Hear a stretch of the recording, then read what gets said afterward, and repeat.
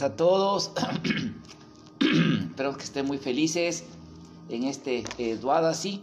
Buenos días aquí en lo que es Norteamérica, desde México hasta Canadá y verdad y Centroamérica todavía, y pues ya Sudamérica.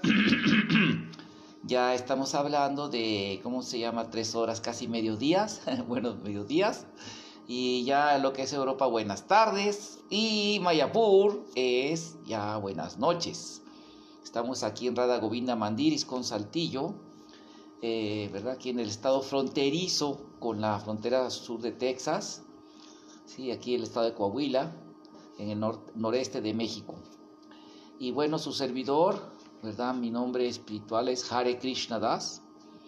Mi nombre civil es Horacio Francisco Arganis Juárez, PhD, y soy también soy doctorado en filosofía de la historia, especializado en estudio de la India, y también, ¿cómo se llama?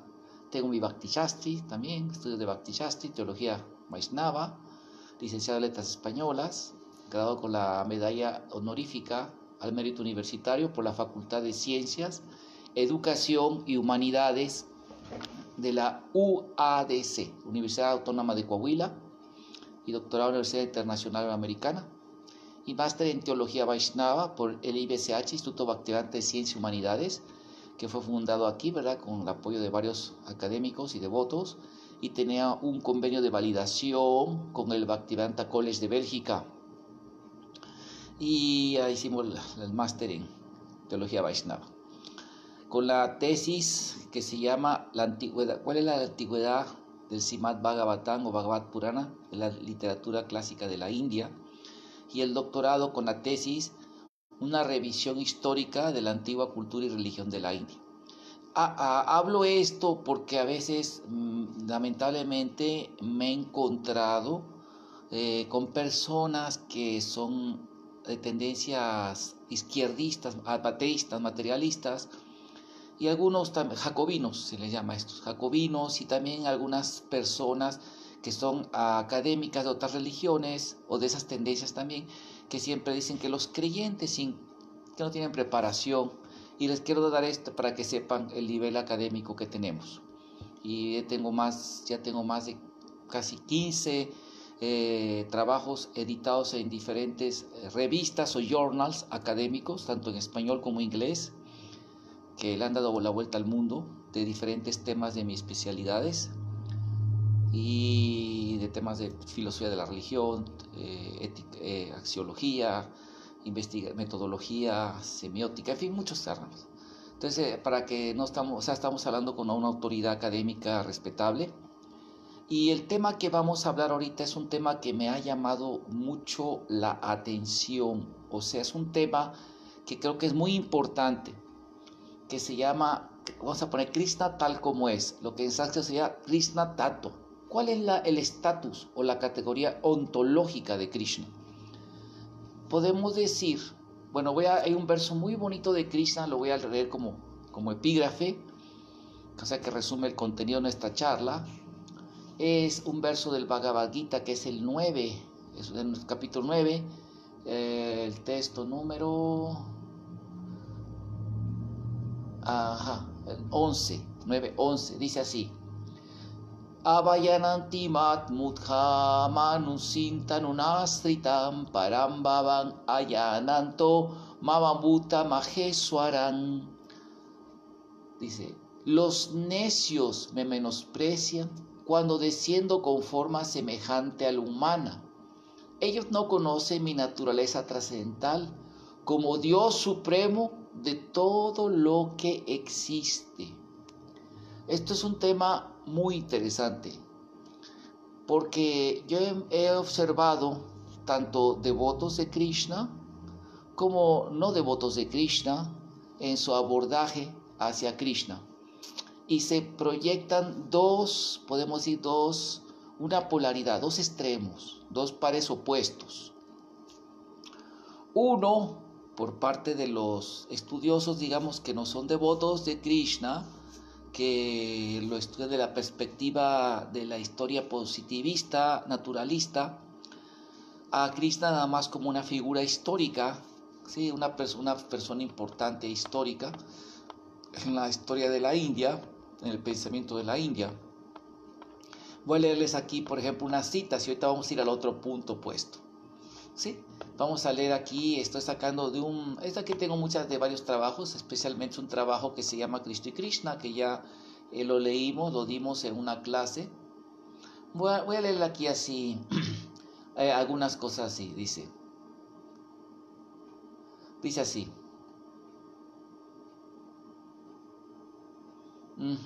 Dice, el estudioso Rodolfo Otto dictaminó. Rodolfo Otto fue uno de los padres de la fenomenología de la religión, un gran erudito, un gran científico social en esto de las religiones de Alemania.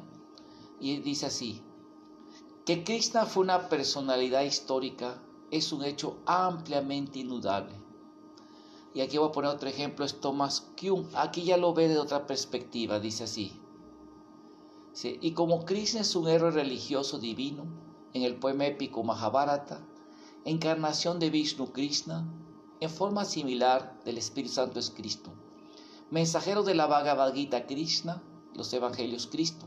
Tan personaje histórico Krishna como Cristo, tan verdaderos dioses ambos. Kuhn, 1998.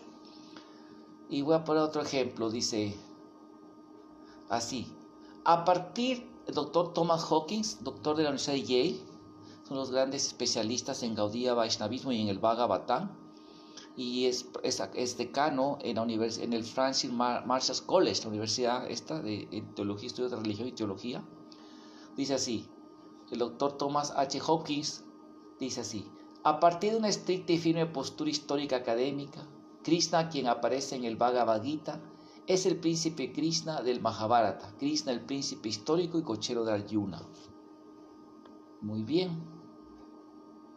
A ver, vamos a ver. Bueno, y por ejemplo puedo parafrasear, recordar algunas otras citas que aparecen en mi trabajo de tesis doctoral, que hago una antología, o sea, saco citas de muchas partes, de diferentes enciclopedias, diferentes estudiosos, como Teresa Roth, que dice el Krishna humano, ese personaje histórico que gradualmente fue deificado o convertido en Dios. O la enciclopedia británica Macropedia, en el volumen 7, dice, ¿no? Krishna, un príncipe Vishnu, ¿sí? Que probablemente era un líder religioso, elevado a Godhead, a la divinidad suprema por el siglo VI a.C., y así otras declaraciones como esta. Albert Schweitzer, por ejemplo, Albert Schweitzer fue premio Nobel también de la paz y un gran erudito, científico, social y médico también. Él, ¿cómo se llama? Escribió un libro que se llama El pensamiento de la India, y una de sus bases de consulta y guías, digamos, fue el doctor Morris Winternis, un indólogo muy destacado, alemán también.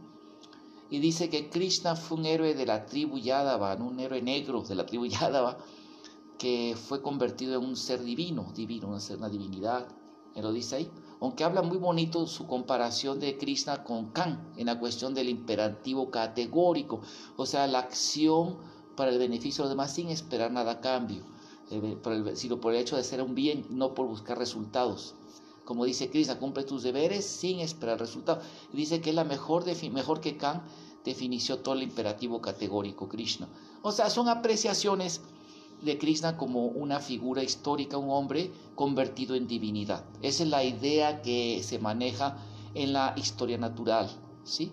También y que fue por el siglo IX que vio Krishna, según este modelo histórico, producto de la colonización británica y de los eruditos evangelistas británicos, los primeros indologistas, los primeros indólogos, que ellos crearon un modelo que se está debatiendo ahorita, ¿verdad? Como todos los modelos surgen por épocas históricas, hay hallazgos nuevos, contemporáneos, y los cambios en paradigma no se dan de un día para mañana, se enraizan los conceptos, se vuelven casi verdades absolutas, así axiomas, dogmas de fe, que para romperlos hay nuevas evidencias, tarda en cambiar un paradigma. Así son los saltos como dan los cambios de paradigma graduales.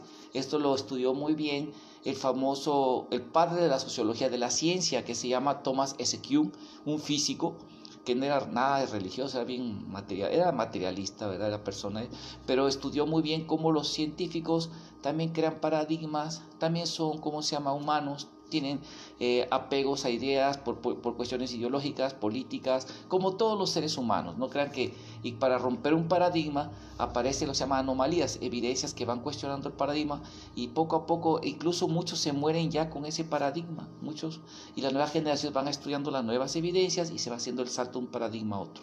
Se llaman las revoluciones científicas, estructura de revoluciones científicas, Thomas S. Kuhn. Otros más especializados en la filosofía de la ciencia, como Gastón de Bachelard y otros, ¿verdad? Harry, muchos otros, estudian todos estos problemas y los defectos del método empírico.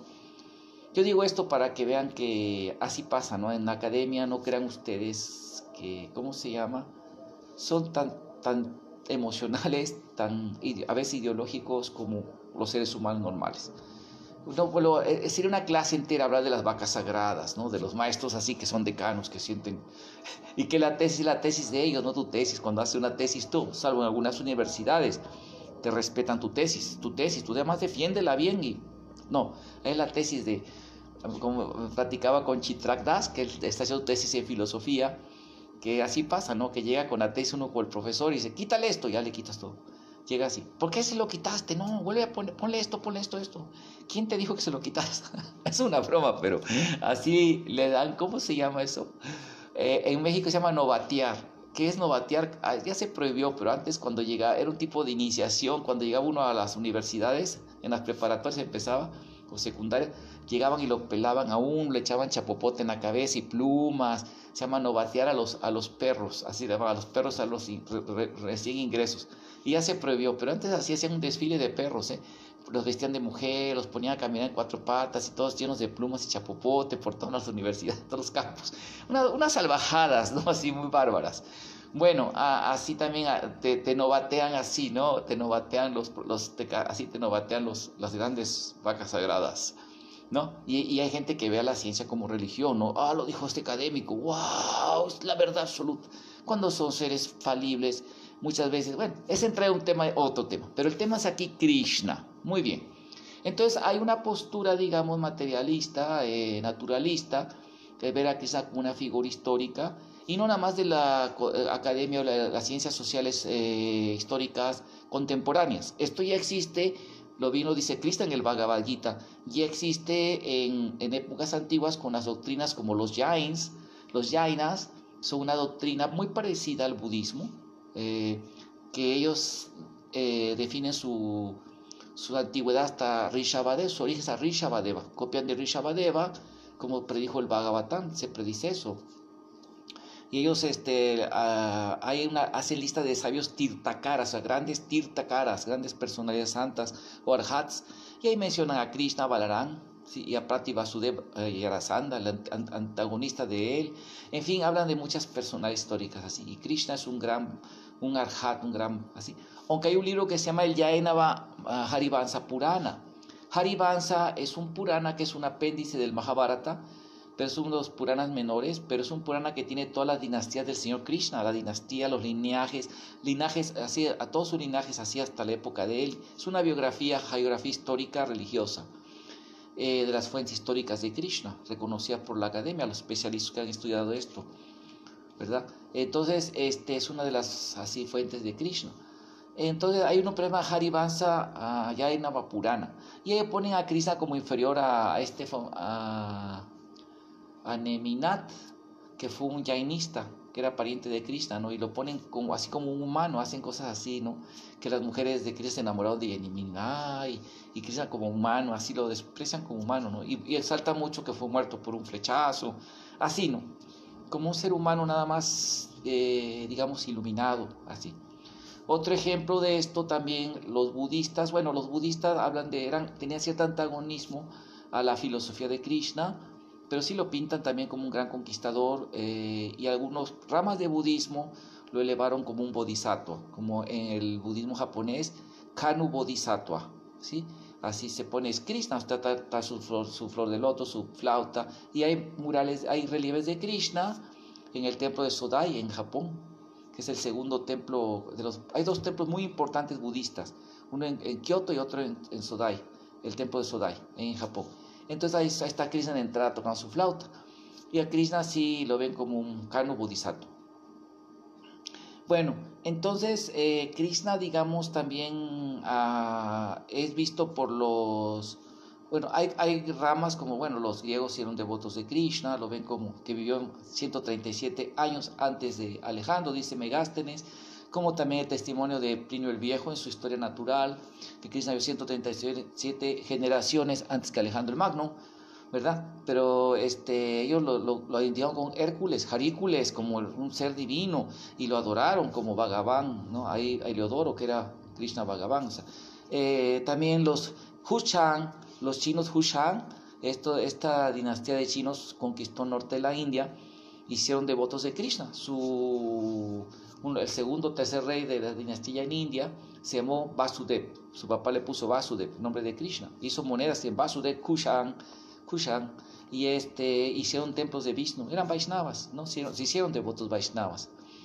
Bueno, entonces los islámicos, los islámicos también, al-Biruni, como también en los hadith. En los hadith son los dichos que fueron compilados, que escucharon de Mohammed. En tradición oral los seguidores, y los compilaron, los dichos de Mohammed.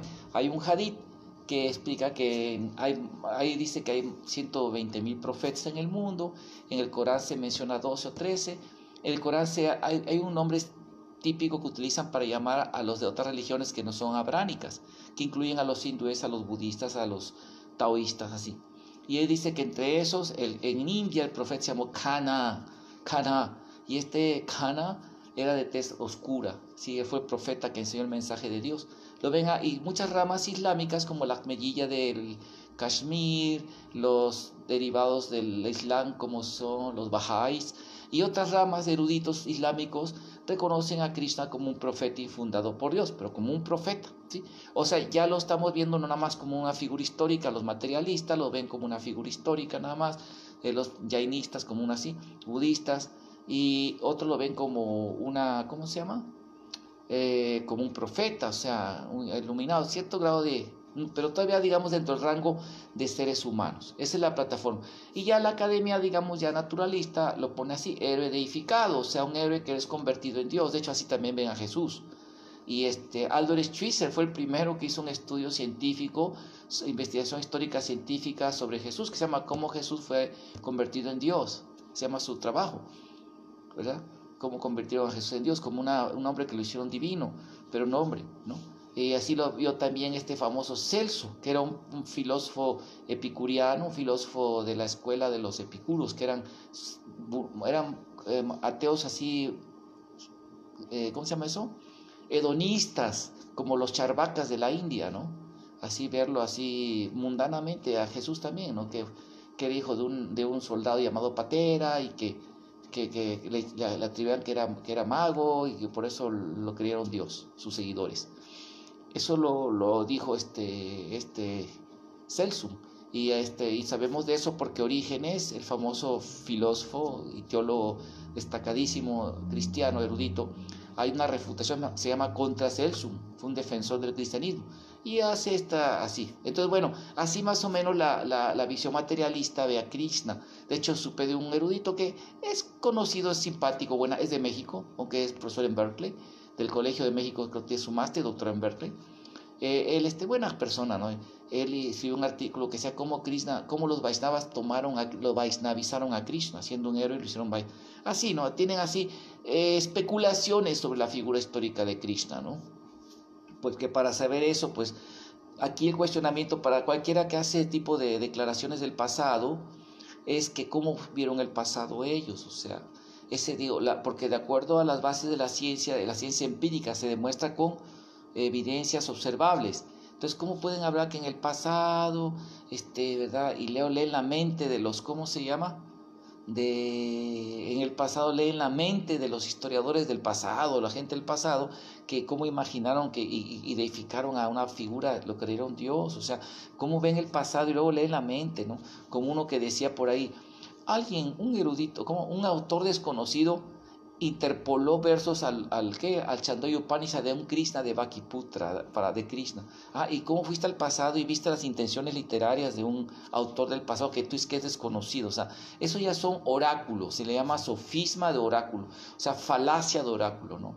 O sea, un oráculo, ¿no? ¿Con qué bola de cristal viste eso, no? Tienes una máquina del tiempo para ir al pasado, como la mitología, la ficción de El caballo de Troya, el señor famoso, que entrevistan a Jesús. Entonces solamente así podemos hablar con ciencia dura, ¿verdad? Como hervir el agua a 100 grados, se hierve el agua, ¿sí? O sea, eso todo lo podemos comprobar, pero eso, hablar así que en el pasado identificar son especulaciones, ¿no? Son lucubraciones, fantasía mental, o sea, y por no decir una palabra más gráfica, como onanismo mental, ¿verdad? O sea, no es imposible comprobar esas tesis.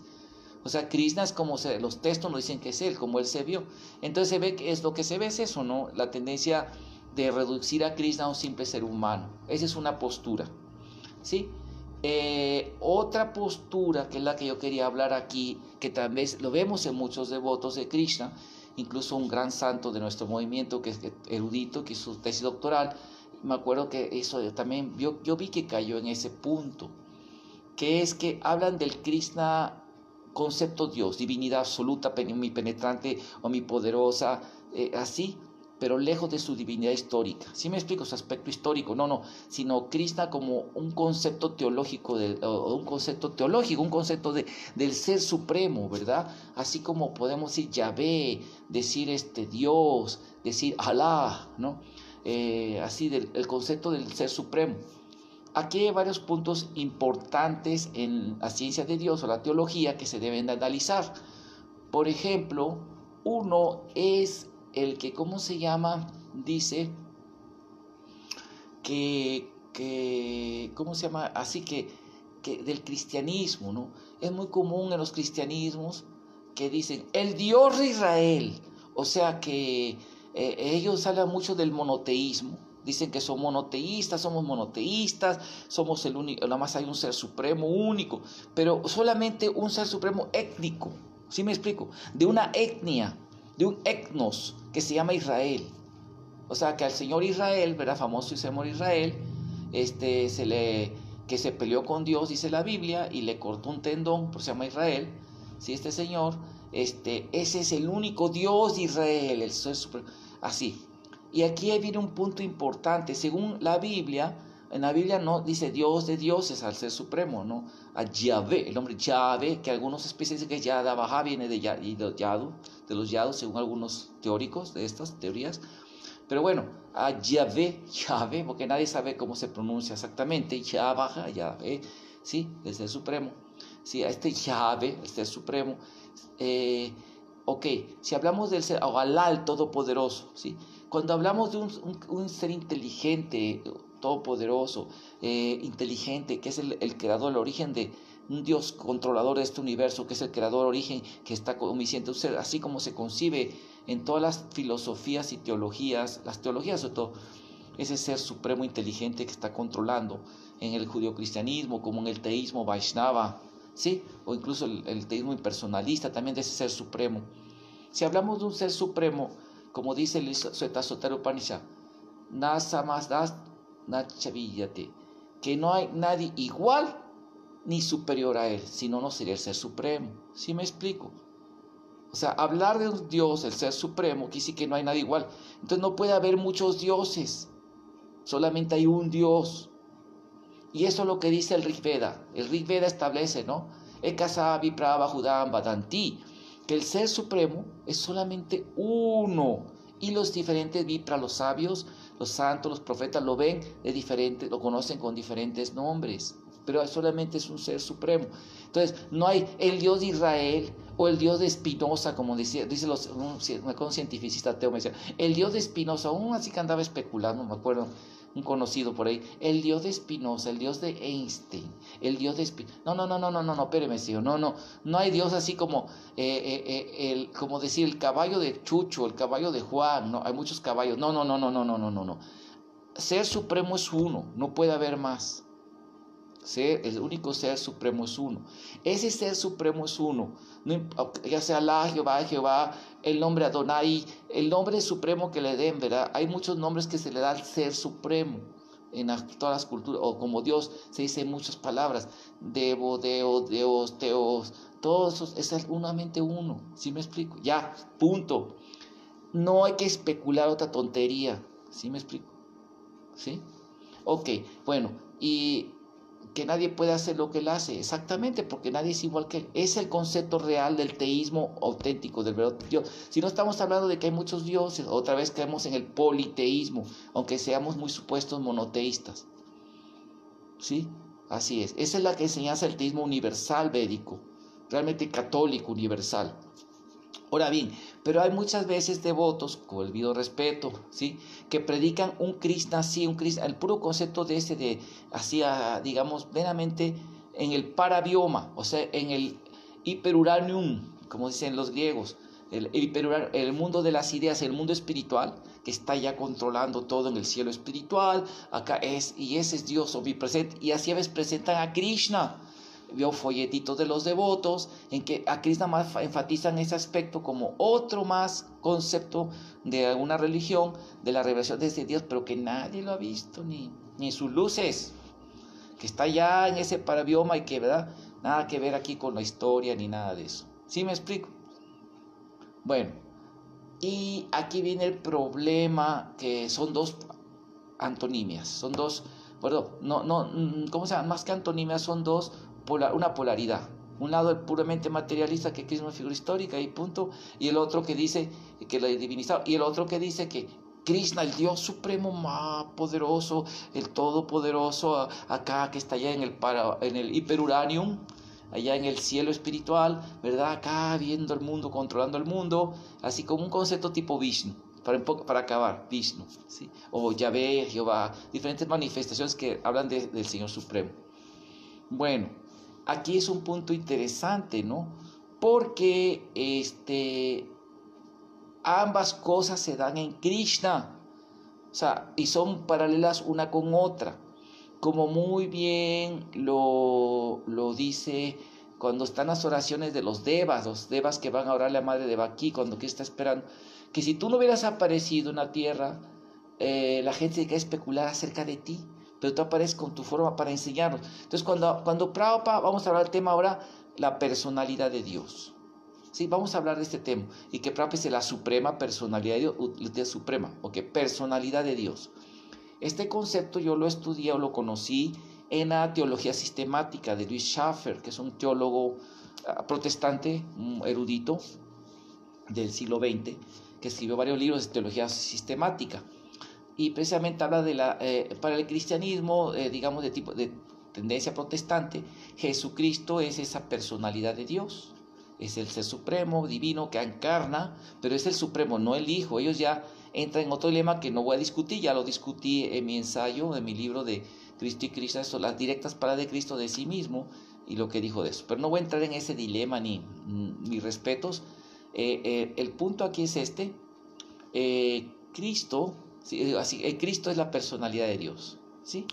Ok, el concepto de encarnación, que Dios descendió a la tierra para acá. Celsun, uno de los argumentos que hace Celsun contra esto, él dice, bueno, si Cristo es Dios supremo y se vino a la tierra, ¿quién se quedó allá arriba? Ya se quedó vacío el cielo espiritual, el control del universo, porque vino aquí Cristo a la tierra, el Dios vino, se encarnó.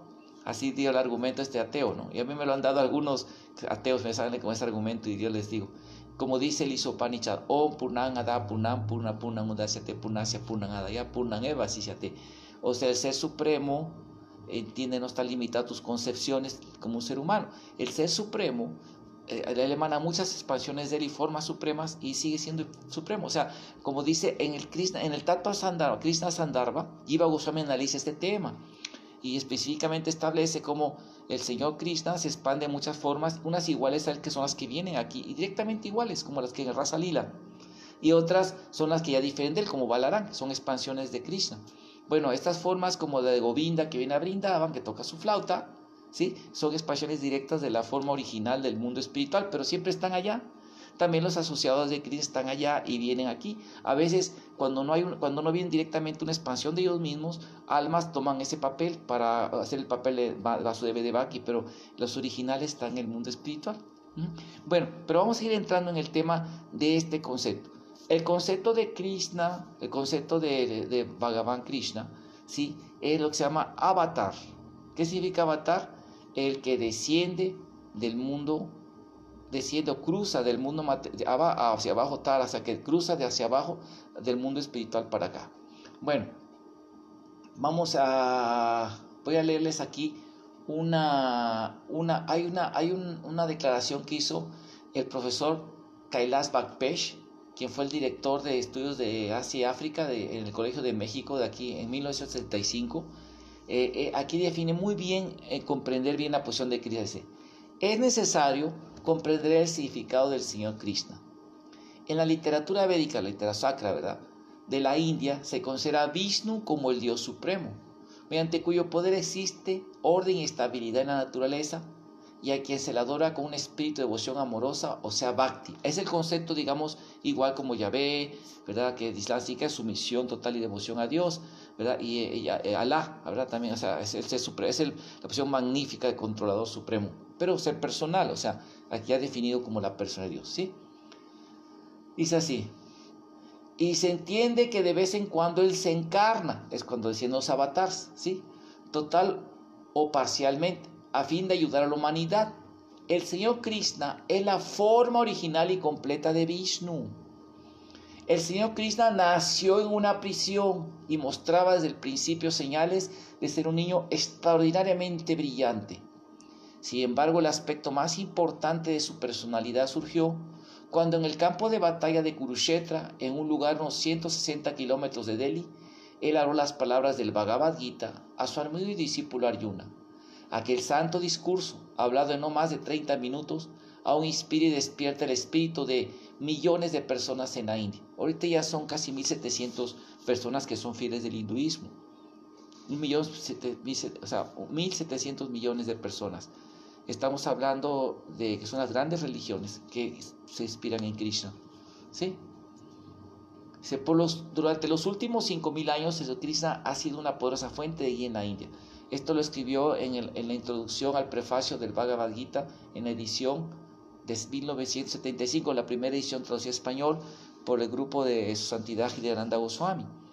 Entonces, aquí define bien a Krishna, ¿sí me explico? Krishna es, ahora sí, cuando hablamos de la personalidad de Dios, o suprema persona de Dios, ahorita vamos a ver suprema persona de Dios, significa Krishna en persona, o sea, Dios en persona que vino a la tierra.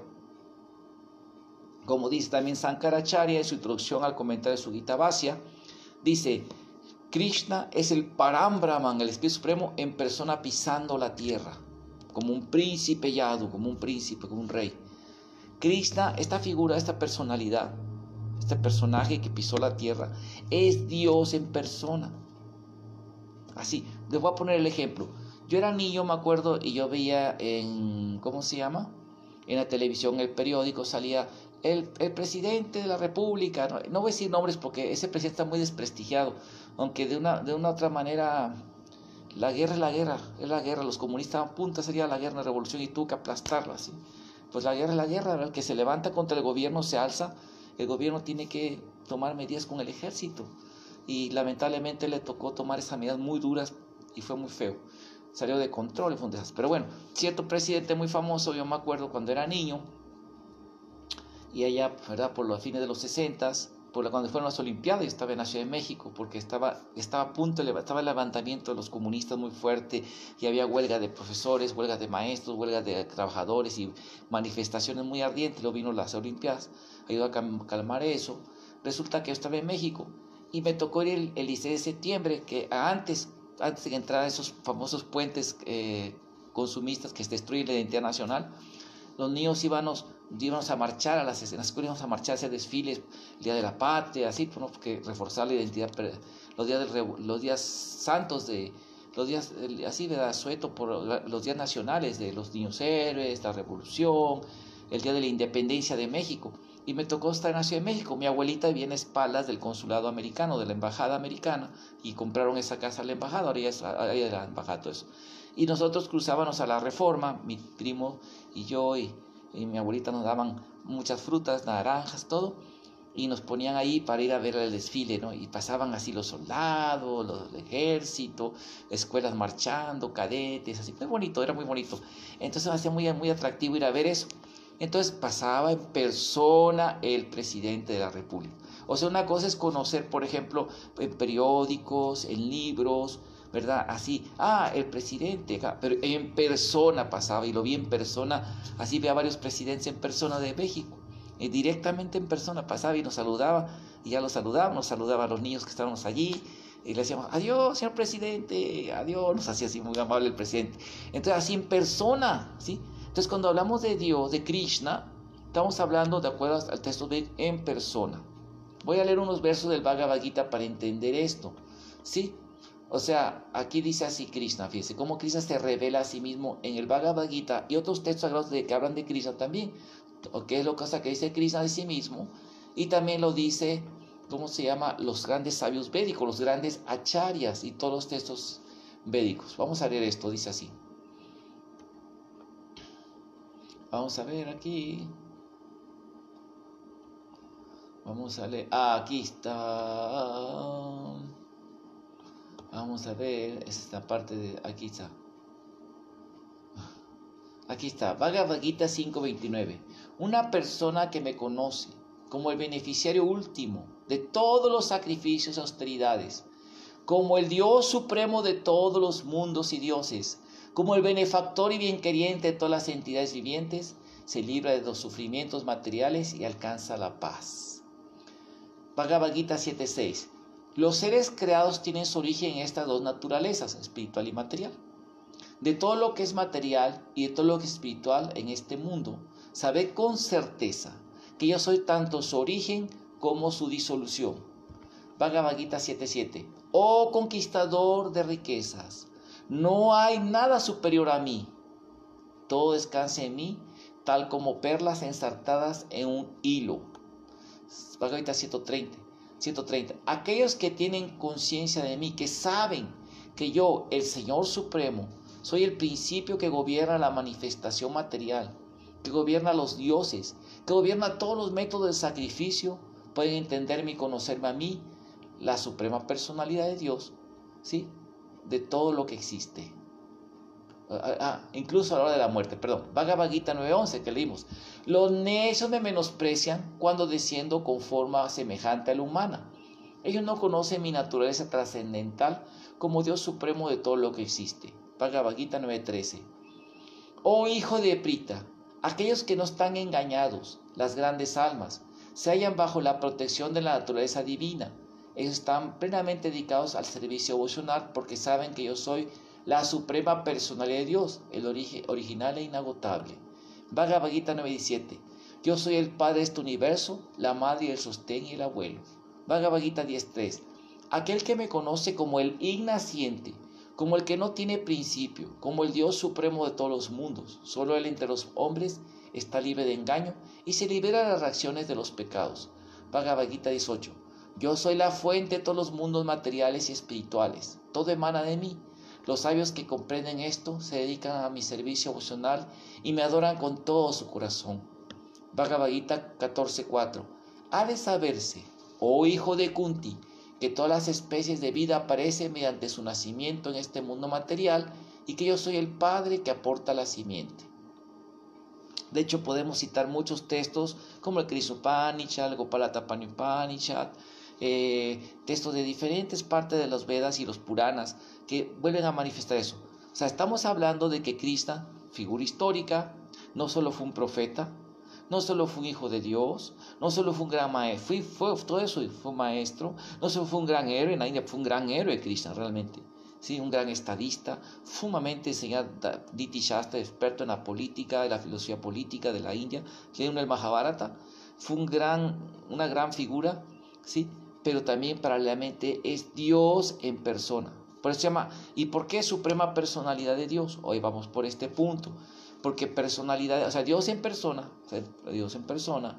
la persona de Dios, y suprema, ¿por qué? Porque de acuerdo a los Puranas, tanto se habla en los Puranas, Krishna no nada más es un avatar, sino Ete Chansa Kala Punsan Kristastu Bhagavan Swaya India Kolan Lokam Vidayanti Yuge Yuge, el Paribhasa Sutra del Bhagavatam. Los Paribhasa Sutras son un tipo de sutra o de declaraciones que comprenden una conclusión final en los textos. Y ese texto del Bhagavatam Purana es un Paribhasa Sutra. Jiva Goswami, en su Tattva Sandarbha, explica por qué el Bhagavatam es la máxima autoridad de todo tipo de autoridades de evidencia, incluso de otros Puranas, Shiva Puranas y otros Puranas.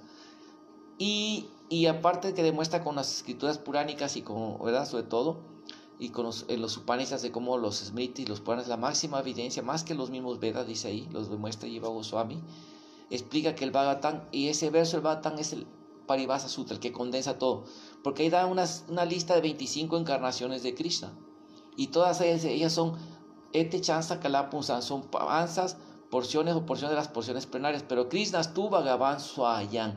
En sánscrito Bhagavan Swayam significa Bhagavan, Dios en persona, en sí mismo. El mismísimo Dios en persona, no una expansión, no una encarnación, nada más eso, no un profeta nada más, no un hijo de Dios, un emisario de Dios, no. ¿Sí? Es la diferencia, por ejemplo, de Moisés, de otros profetas muy destacados, Mohamed y todos ellos que hicieron gran labor, enviados por el Señor Supremo o el Señor Jesucristo, el Hijo Divino de Dios. Es otro tema que ya lo discutimos, ¿verdad? Pero aquí estamos hablando de la manifestación original de Dios que descendió a la tierra, Bhagavan o Param Brahman en persona, como dijo Sankaracharya. Y saben que Sankaracharya cita el Bhagavatam en sus poemas al Bhagavad Gita, cita el 12º canto al final, o 12º canto, en su último poema del Bhagavad Gita. Si es el guapo, dile que empiece ahí. Entonces es bien interesante este tema, y es para entender bien a quién es Krishna, ¿sí? Entonces es un tema hermoso que los Jiva Goswami, los Vaishnavas y la Prabhupada se han dedicado a explicar. Y los pancharatas, sabios pancharatas lo aceptan así, todos los acharyas lo han aceptado así, a través de la historia de la cultura védica. Y ahora Krishna ha llegado a todo el mundo, en todo el mundo hay seguidores de Krishna. Entonces yo quería hablar de esto porque sí, yo a veces veo que establecen algunos mucho el aspecto Aishwarya de Krishna como el Dios Supremo y cero su historicidad. Y otro, o bien los materialistas suben su figura histórica, el profeta, el iluminado, así, ¿verdad? Pero no lo que es el concepto completo. Bueno, vamos a parar aquí. Muchas gracias que están viendo. No sé si tienen alguna pequeña pregunta, pueden hacerla con gusto. ¿Alguna duda? Yo dejé a mi esposa ahorita en el stand de libros, y por eso tuve que venir un poquito más tarde, pero tenía muchas ganas de dar una clase sobre este tema, y espero que les sirva a ustedes para aprender a presentar a Krishna tal como es al mundo, ¿sí? Esa es la enseñanza, ¿sí?